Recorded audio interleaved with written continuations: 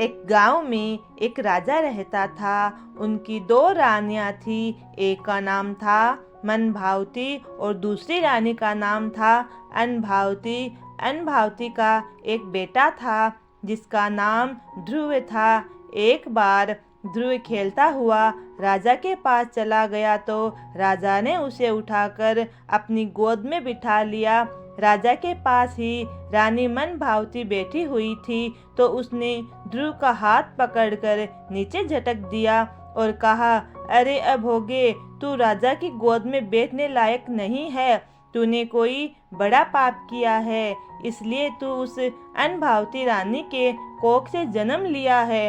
अगर तू भगवान की भक्ति करता तो मेरे कोख से जन्म लेता और तब ही तू राजा के गोद में बैठ सकता था और राजा का सुख भोग सकता था।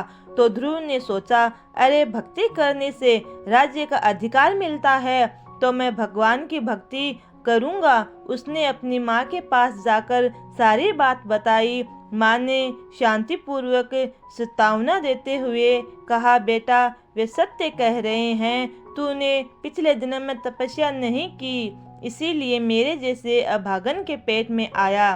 ध्रुव बोला, माँ मैं तपस्या करने जाता हूँ। जब वह शहर के बाहर चला गया तो राजा रानी को पता चला कि ध्रुव तपस्या करने जा रहा है तो राजा को डर लगा कि लोग कहेंगी एक ही बेटा था और रोटी पानी नहीं दे सकता, इसीलिए वह जंगल में चला गया। तब राजा ने एक आदमी को भेजा कि तुम उससे कहना कि तुम जंगल में मत जाओ, तुम्हारे लिए अच्छे अच्छे भोजन का इंतजाम कर देंगे।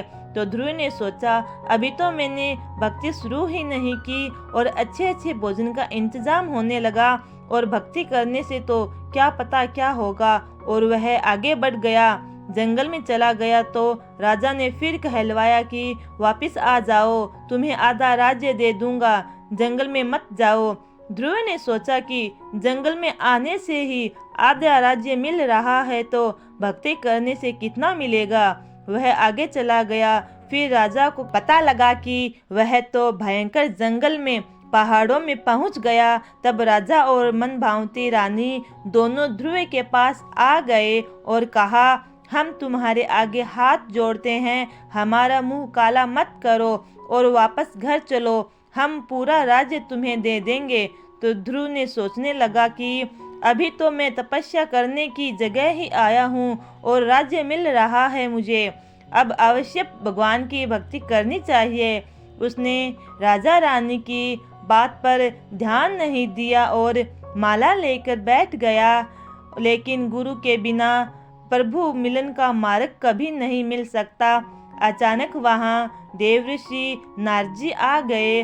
नारजी ने ध्रुव के सर पर हाथ रखा और कहा, ओम नमो नारायण, इस मंत्र का जाप करो। ध्रुव अलख जप करने लगा।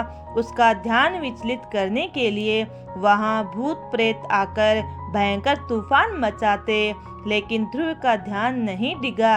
इतने में एक शेर दहाड़ मारते हुए आया। भयंकर जहरीले सांप बिच्छू आकर ध्रुव के शरीर पर लिपट गए, लेकिन ध्रुव का ध्यान नहीं भटका। अतः भगवान हरि स्वयं प्रकट हुए और कहा, हे ध्रुव, मैं तेरी तपस्या के फल स्वरूप गदगद होकर बोला, हे प्रभु, अब मुझे क्या चाहिए? मैं तो अब केवल आपके चरणों की भक्ति ही करना चाहता हूँ। प्रभु ने कहा, तथास्तु, और आशीर्वाद दिया कि तेरी निष्काम भक्ति के कारण तारामंडल में तेरा अक्षय राज रहेगा और सब तारे तेरी हमेशा परिक्रमा करेंगे, ऐसा आशीर्वाद दिया। कहानी अच्छी लगे तो लाइक एंड सब्सक्राइब जरूर करें।